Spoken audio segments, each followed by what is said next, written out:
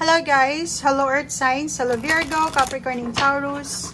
Welcome dito sa aking channel, Virgo, Capricorn and Taurus. Alamin natin kung anong messages, vibration, gabay energy. Para sa inyong lahat, ito ay daily tarot reading guys. I hope na makuha nyo yung energy. Earth Signs, Virgo, Capricorn and Taurus. Okay, spirit energy. Okay, earth signs. Ang araw na ito is parang nakikita ko sa iyo na kailangan mo mag-focus sa sarili mo. Kailangan mo mag-focus sa emotion mo. Lalo na yung mga, ay pare-pareho lang naman kayo eh. Capricorn, Virgo, and Taurus. Kasi ang una ditong aura na nagsasabi dyan is for Virgo to. Na kailangan mong balansehin yung iyong emotional, yung puso mo. Pero kung makikita mo dito, may number 3 ka rin. So, sinasabi ng baraha sa'yo na ano man ito na minamanifest mo, ano man itong goals na mayroon ka sa buhay, ano man itong laman ng puso mo, okay?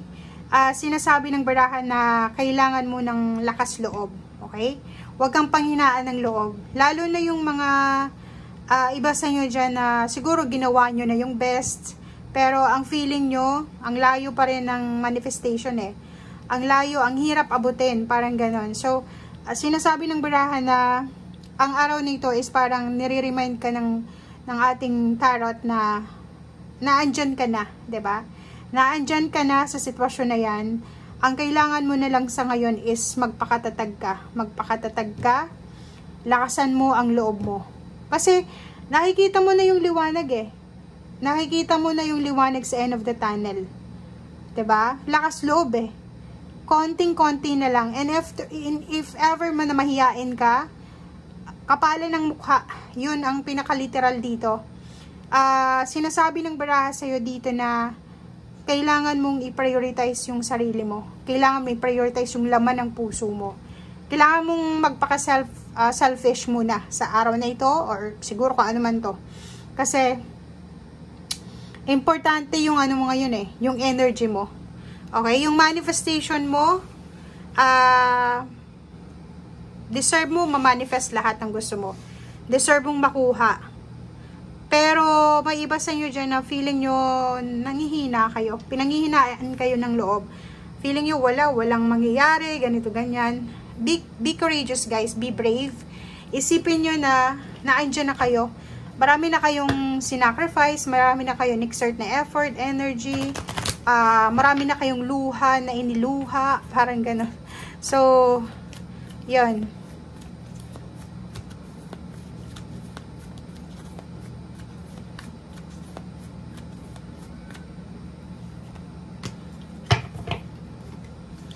Okay, distant horizon and official person.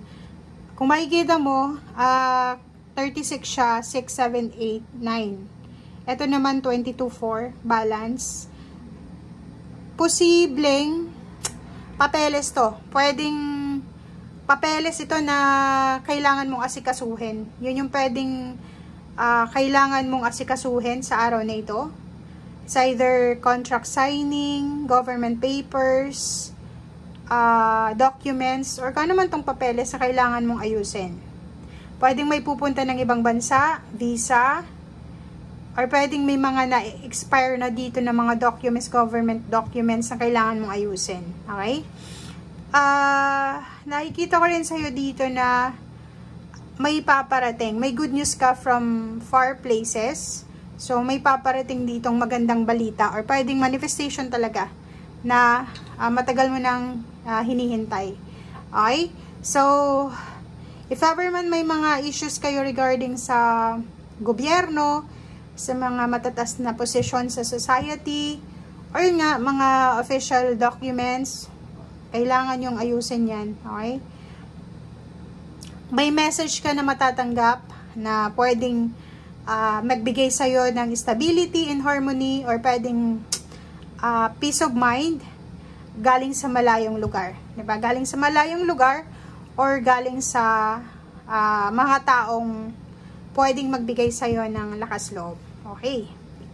Thank you.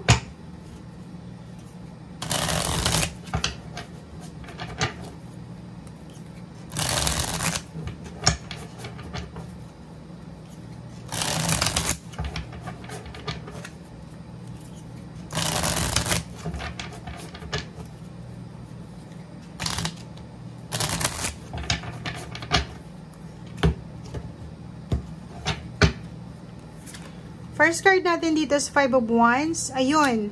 Pwedeng sa araw na ito or kahapon or the other day, posibleng nakatanggap ka ng balita tungkol sa mga kapamilyang nag-aaway. Or posibleng ikaw to. Pwedeng sangkot ka sa pag-aaway. Or kung ano man to. Parang nakikita ko sa'yo dito dahil sa pag-aaway na to, or dahil sa mga issues na to ng competition or kano pa man, medyo bumaba yung tiwala mo sa sarili mo. Like, sa trabaho siguro, maraming competition, maraming may ayaw sa'yo, or maraming may mga taong hindi nila nagugustuhan kung ano yung meron ka or kano pa man. Sinasabi ng baraha sa'yo dito na lakasan mo yung loob mo. Sa business din, if ever may business ka, mararamdaman mo sa araw na ito na ang dami-daming kompetisyon. Mahihirapan kang makipag-compete. Okay? And next card is King of Wands. So, work, diba? Work, relationship, family life.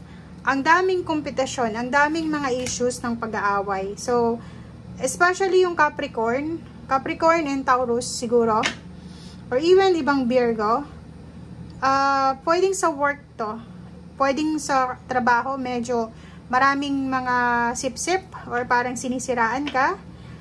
Sa trabaho din, sinasabi ng baraha na yung King of Wands ito, pwedeng sa boss mo or yung employer or yung team leader, sila yung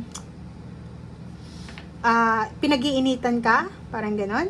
Sa family, ganon din, pwedeng sa pamilya, may mga away, may mga competition or kung ano pa man. Kailangan mo magpasensya. Pasensya ang kailangan mo. Okay? Kasi nakikita natin dito na mas fiery pa yung situation kung mawawalan ka ng control or pasensya. Okay? Nakikita ko rin sa'yo dito na financially, especially yung Taurus, Capricorn, and Virgo, namumroblema kayo sa pera. May mga problema kayo sa pera. And sa araw na ito, naghahangad kayo or nagmamanifest kayo na sana may mabilisan na paraan para makuha yung pera or makakuha ng pera. Or pwedeng ma-resolve yung issue sa pera. So comment down below if resonated ka. Okay, so thank you guys. Bye!